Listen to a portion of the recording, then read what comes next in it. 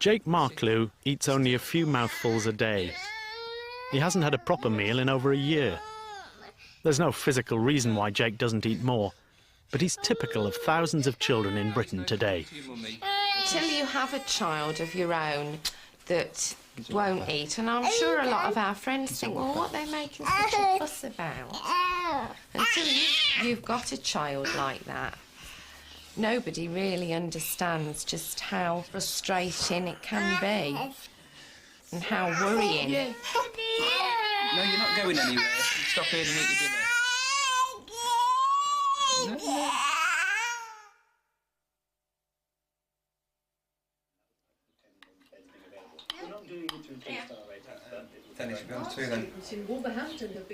Janice and Ian Marklew have two sons. Can I eat my dinner now? Dean, who's 8 and has always had a healthy appetite, and Jake, who's nearly 3. Excuse me? Jake has stayed the same weight, 25 pounds, for the last 6 months. Oh, Jake! Dirty. Jake was born with a heart defect. He had an operation 14 months ago, and ever since then, Janice and Ian have found it increasingly difficult to get food down him. This has nothing to do with his heart. It's just that his behaviour at mealtimes has got worse and worse. He would just live on ice lollies if he could. He just eats nothing of substance at all. So like a typical day would be, he would have about 2 or 3 mouthfuls of his breakfast, want nothing for lunch, and have about 6 mouthfuls of beans for his tea. And that's a fairly good day. And if he just doesn't want to eat, if he says no, then you've got no chance. Eggy's gonna come and get you. Open up. Sit still. Yes. Should we get a book? Do you want to look at a book? Do you want to look at a book? Don't smack, it's naughty. That's better. You don't want feeding times to become this big battle all the time. And, oh, thank you, darling. Okay. You don't want it to become a battle. And you think, God, and my friends say, oh, if he was mine, you know, I'd smack him. And they think you're awful because you don't chastise him for it. But it's all about this thing again. You don't want it to become a very big issue. This is one of our little games where he doesn't like to have it out the bowl. You have to squirt it straight into his mouth. You have to excuse me. We have to try all these things. Thanks, Sorry, dear. Yeah. There. Is that nice? Many children refuse to eat or become fussy. Their parents generally accept this as a phase, and in time the problem goes away. But for an estimated 1 in 30 children, the problem continues for months, even years. The growth slows or even stops. A condition known as failure to thrive. There's no evidence that this causes permanent damage, but nevertheless it provokes enormous anxiety in parents. For a small proportion of these children, there's a physical reason for their failure to thrive, such as a gut abnormality or a difficulty in swallowing. But for the vast majority, no medical reason can be found.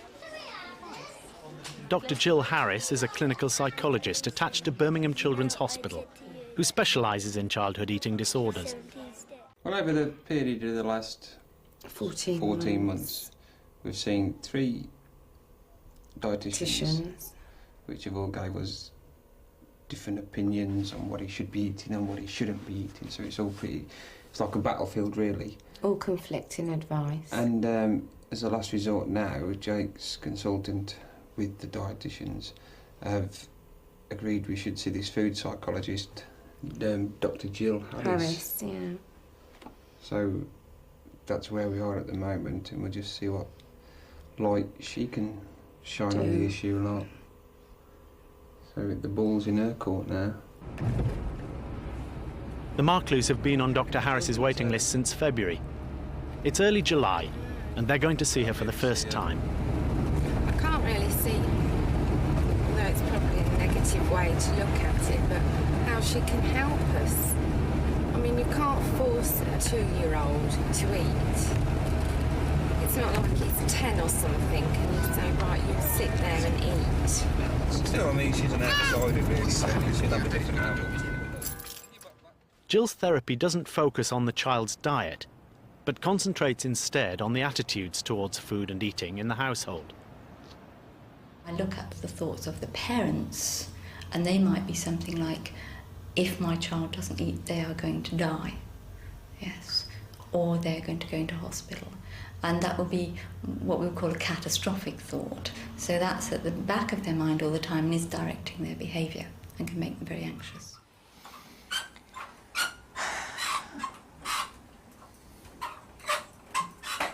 Sounds like our old bed, doesn't it? Just behave.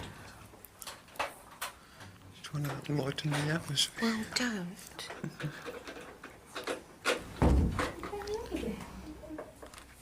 You know who I am? Yes.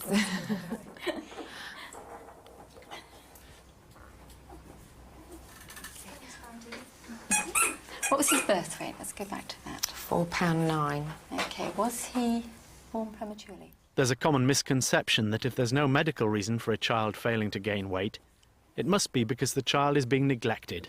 And he was 8 weeks. This is in fact rarely the case. The first thing Gill must tackle is the parents' feelings of guilt and fear. So quite a lot of the parents I see are imagining that if they don't feed the child, then the child is going to die, and that death could happen quite quickly. Yeah? But the first thing to think about is that he's not as underweight as you sort of, you have an idea in your mind that he's terribly, terribly underweight. He's still within the normal range. Really, I don't know, they make you feel like perhaps we're not doing our job properly, or, perhaps we are deliberately starving him or something. He looks like a child who's been deliberately starved. My entire life seems to, everything I think, is reference Jake, and he's eating and that, and I'm a bit worried, very worried. Very worried, a bit worried. Very worried. But would you agree that what you're doing at the moment isn't making him put on weight? Yes. It's obviously not putting on weight. I think it moved. Who do you think's most worried about not eating, him or you? Us. Us. He ain't bothered to tell him. He couldn't care, whatever, Leaves me on quite content, like. So who do you think's got the problem, him or you?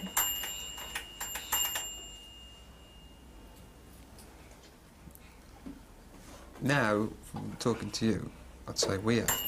But prior to talking to you, I'd say he had. He has got you, just where he wants you. Just as many children that I see in clinic are doing the same things with their parents.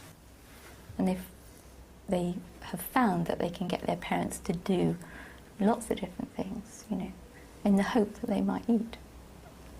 So he's controlling your behaviour at the moment, not you controlling his. I agree. But at the moment, we've agreed that our main concern is to get some weight on him.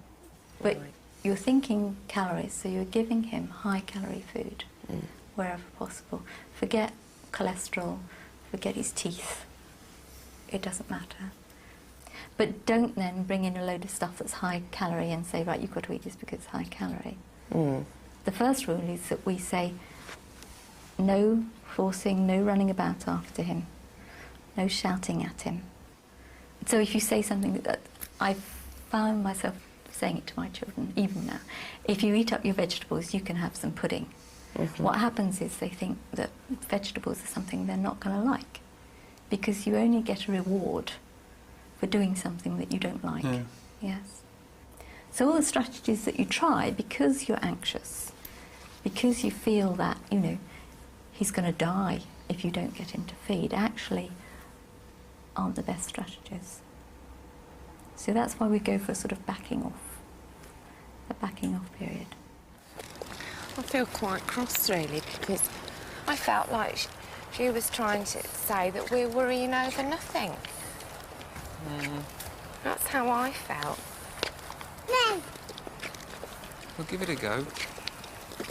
Got nothing to lose, have we? I mean, it can't be any worse than it is now. Well, I can't see that it's going to get any blooming better. Because we're still going to be doing the same things.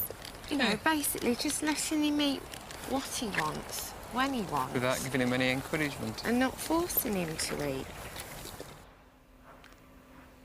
I think most parents come along with the child who has a problem so that I can cure the problem in the child, that I can do something magical, or I can give some medicine that is going to change the child. The child has the problem, and they don't have a problem at all. Yeah. And I think when you change it round and say, well, I'm not going to do anything to the child doesn't even have to come to clinic to see me most of the time.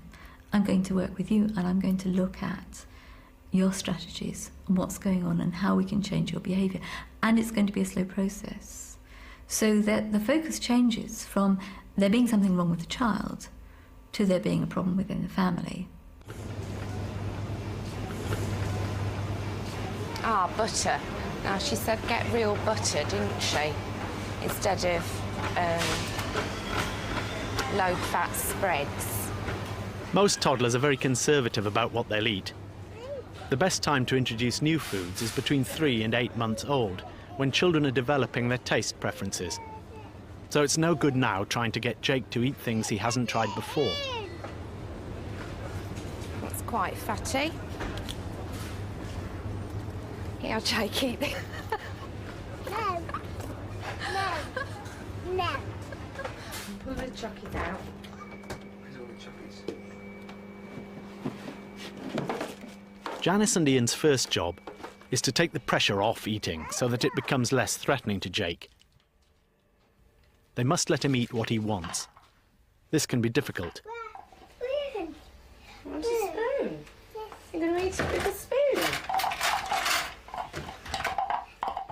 Jill's regime flies in the face of many deeply held beliefs about healthy diet and good behaviour. I keep hearing a church bell. Right on the dot, 8 o'clock. You hear that? A week later, Janice and Ian are still having problems with the strategy.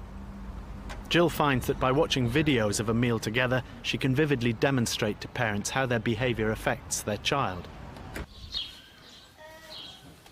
Jake, will you come and eat this? Jake was outside playing quite happily with Ian. So you're interrupting what's a pleasant time for him.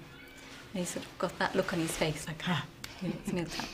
So sometimes it's quite good to sort of prepare the child before the meal time. So sort of bring them in, settle them down, you know, put the toys to one side so that there's not something better going on outside.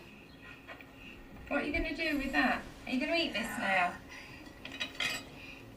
And again, you're sort of asking questions. What are you going to do with it? Are you going to eat it? There's not the assumption that he is going to have a go at it. It's only a bit of butter. Come on, eat this up now. It just looks so stern. God, I can't. Yeah, it's a shock when you see yourself. It is. Yeah. Get a big boy. Get some muscles, get big and strong like Dean. Yeah? And again, there's quite a lot of sort of emotional load on what happens if he doesn't eat. Almost one mouthful. The message is if you don't eat, then you're not going to be a big boy, you're not going to be able to come with Daddy. So it's quite heavy emotionally, that, isn't it? You don't like that, do you? You'll end up in hospital. Yes. Oh, dear. Well, I mean, you're telling him he doesn't like it. He's a bad eater. He's going to be sick. He's not going to grow up and play with Dad. And it's all to do with the fact that you are so anxious about what happens if he doesn't eat. Yeah, which is natural. yeah, it's natural. Yeah, and that's why I was trying to get at the anxiety about what you felt would happen if he didn't eat when I first saw you, because it's that's leading all this behaviour. Right. Yeah, and I think it's important to see from that what does happen if you force a child. You don't actually get any more food down. You know, you might get one mouthful in 20 minutes of crying and pushing and pleading and coaxing. You know, most of it is still in his mouth. No, you stop there. No. Are you laughing at it, actually? Sit still. You get a book. Do you want to look at a book? Do you want to look at the book? Don't smack, it's naughty. Try again. Yeah. Janice and Ian now realise that they've been putting up with the kind of behaviour around mealtimes that they wouldn't have tolerated if they weren't so anxious. Let's try again. Let's try again. Yes.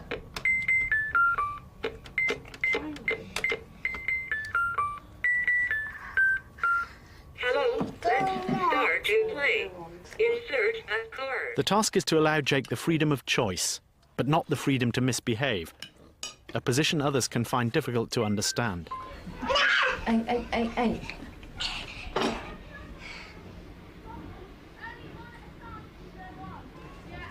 Oi. For families who think that children should be controlled by adults, they think that you should insist on the child eating everything that's on the plate. And it will work with children who don't, have a small appetite. But what happens then is that we might start working with the family and they're taking on board the things that I'm saying, they're trying them out, but they're getting criticism from the rest of the family. And I think then what has to happen is that the family that I'm working with has to agree that these are the strategies that they're going to try, and they have to be, I know this is difficult, firm with other family members. The following week, Janice's mum has the Marklews over for tea. What's the psychologist been saying about him? What they've been getting up to? Well, just, we've got to lay off with all the pressure on food. Why? Look what Pete's putting on now. Yeah. Look. Thank you. Put it on your plate. Don't do that. No, don't. You can't have him chucking food on the floor. Well, just, we've all been told just got to sit back and let him get on with it. So what if he started throwing food all about? Yeah, well, we'll have to cross that bridge later, won't we? Well, it might be too late then. Mama, yeah. Well, Sit at the table. leave him, Chris. Who's your fork? This is what this psychologist has been saying. We mustn't pressure him. What? So he just get up, down from the table whenever he wants? Yeah. Without finishing his meal? Yeah. That seems a bit queer to me. But the thing is... Up to be, is it? No. No, I know, but the thing is, we've tried to force him to eat, and that doesn't work, does it? Yeah, but every kid goes through that, don't they, at some stage or another, where you don't want to eat it. When we were kids, we had to eat our greens. We didn't want to eat them, but we weren't allowed to leave the table till we had them. Okay? Well, he's not that special. You're just going to make him finicky and funny when he's older. It's going to be hard to get him off it as well when the time comes that he is feeling up to whatever. It's going to be hard to change his diet, isn't it? Yeah. Can you help me out here? Only sitting there. I totally agree with Chris and Sean, because it's... look at him now. You're saying not to pressure him. He's ate nothing all day. He's not eating now, and they're saying let him do what he wants to do. You ain't getting nothing down him. I know, but she said, didn't she, we just need a month just to If you leave him calm off and take all the tension away from it, from meal times. All right, so we leave him where he goes 3 or 4 days without eating, and we have to force feed him to get anything down him. If you leave him doing this, he's going to go a bleeding month. He's going to be as skinny as a rag with nothing of him. Well, that's her worry now, isn't it? It's not her worry. She ain't got to live with him and nurse him through it. It's our worry. We're the ones that live with him, not her. I'm sorry, but, I mean, you know full well for the last 14 months, if he don't want to eat, he ain't going to eat. Can we just hang on a minute here? I thought you were supposed to be on my side about this, Mr. Psychologist. I can't... But no, Ian, I thought you were supposed to be on my side about this. in theory, what she says, like, a good idea. But in practice, you know, it's just too hard. It's now been 3 weeks since they first met Gill. How did you feel about this family mealtime? It sounds fairly horrific. That's for me. Yes, it was awful. And you were saying, Ian, that you changed sides halfway through. Yeah. Because, like, the sides when it was, you're going to make him finicky and he's going to be fussy. And it's like you've got two different things in front of him and he wouldn't eat that, but he'd eat the cream lot. You know, it was... I think I did tend to agree more with him. Where you have an extended family where the members disagree with you, you really do just have to agree on a strategy and stick to it. You either are temperamentally a fuss eater or you're not. And even if you are a fuss eater as a child, you usually get better as you get older. And even if he is a fuss eater as a child, as an adult, does it matter? Yeah. So I mean, if people say to you, well, you're going to make him into a fuss eater, you're not, because whatever you do is not going to make him into a fuss eater, unless you do something so awful at meal times that he goes totally off the idea of all foods, and that would make him a fuss eater. And it seems that we've got to the end of the sort of first stage, which is backing off, looking at what you're doing, you know, localising the problem, as it were. Yeah, feeling less tense about feeding, and beginning to move into the next stage, which is looking to see what strategies you use are helpful and what aren't helpful. And it's just the little things that you were talking about, like the Milky Way. You know, that he seemed pleased that he'd eaten the whole thing, which gives us a clue that we should really think seriously about cutting down the portions that you give him so that he can get to the end of a portion and feel quite proud about that. Yeah? I'm going to tip it on there and then you can dip it in. Ooh. Gill suggested that a quarter slice of toast is about the right size portion for Jake. There. Little and often is a good strategy. It's not hot. Nice. Yum, yum, yum, yum. You don't have to make that nice puppet. Are you happier now? Much happier. I'm happier, yeah. Yes, much happier, aren't we? Yeah. Yeah. Daddy's not. Not Daddy. Daddy's that. Daddy's not. No. Oh. Why is that? I think we're still defeating the object. I don't. I do. I don't. I think we've been down all the other avenues and, you know, we can only but try this one. You just give him the run of the mill and you've had one good meal in 3 weeks. That's what we've gained. No, we haven't. What are we gaining? Well, we've lost all the aggro at meal times. You've lost the tension. So that's the... And he's had one meal in 3 weeks. That's the first step. That was the whole idea of this cooling off period, and it's worked. And we can only do it one step at a time. You can't do it for 3 weeks and expect some miracle cure. No, I don't expect miracles at all. Well, that's what it seems like. You were saying you were a lot happier, but you just took the tension out and we've had look one at meal. that. Nearly all gone. I bet you could eat them 2 bits. I bet you could. No.